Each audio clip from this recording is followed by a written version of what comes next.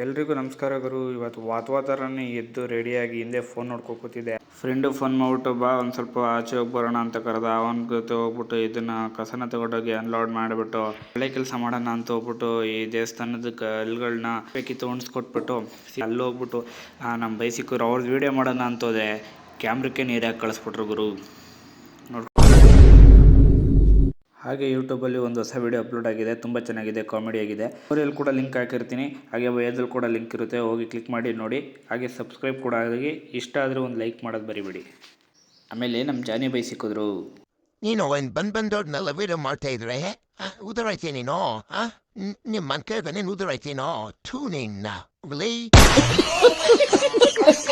ಜಾನಿ ಬೈಗೆ ಒಂದು ಹಾಯ್ ಹೇಳಿದೆ. ಈ ನಾಯಿಗರು ರೋಡ್ ಸೈಡಲ್ಲಿ ಇಕ್ಕಿರೋ ಬಕೆಟ್ ಒಳಗಡೆ ಬಂದು ಕೂತ್ಕೊಬಿಟ್ಟೈತೆ, ಏನಕ್ಕೆ ಅಂತ ಗೊತ್ತಿಲ್ಲ. ಅದನ್ನು ಕೇಳಿ ಯಪ್ಪ ಏನು ಗುರು ಇದು ಇಷ್ಟೊಂದು ಬಿಸಿಲು, ಇವಾಗ ಬಂದು ಕೂತ್ಕೊಂಡಿದ್ದು ಕೆಸರಾಯ್ತು ತಣ್ಣದೈತೈತೆ.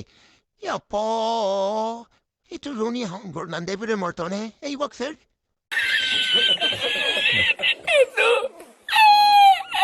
ಮುಗಿಸ್ಕೊಂಡು ಚನ್ನಪಟ್ಟಣದ ಕಡೆ ಹೋಗ್ಬೇಕಿತ್ತು. ಚನ್ನಪಟ್ಟಣದ ಕಡೆ ಹೋಗ್ತಾ ಇದೆ, ಮಧ್ಯ ರೋಡಲ್ಲಿ ಪೆಟ್ರೋಲ್ ಕೂಡ ಖಾಲಿ ಆಗೋಯ್ತು ಬೈರಪಟ್ಟಣದ ಹತ್ರ. ಆಮೇಲೆ ಪ್ರವೀಣ್ ಬೈ ಸಿಕ್ಕರು, ಟಾಟಾ ಎಸಿನೇ ತೊಗೊಂಡು ಹೋಗ್ಬಿಟ್ಟು ಪೆಟ್ರೋಲ್ ತೊಗೊಬಂದು ಕೊಟ್ಟರು. ಆಮೇಲೆ ಇವರಿಬ್ಬರನ್ನ ನಾನು ಪಿಕ್ ಮಾಡೋಕ್ಕೋಗಿ ಅವ್ರನ್ನ ಪಿಕ್ ಮಾಡ್ಕೊಂಬಂದು ಮನೆ ಹತ್ರ ಬಿಟ್ಬಿಟ್ಟು ಸೀದಾ ಒಂದು ಮೀನು ತಿನ್ಕೊಂಡು ಸೀದಾ ಮನೆ ಕಡೆ ಹೊಟ್ಟು. ಇವತ್ತಿನ ಕತೆ ಅಷ್ಟೇ ಗುರು.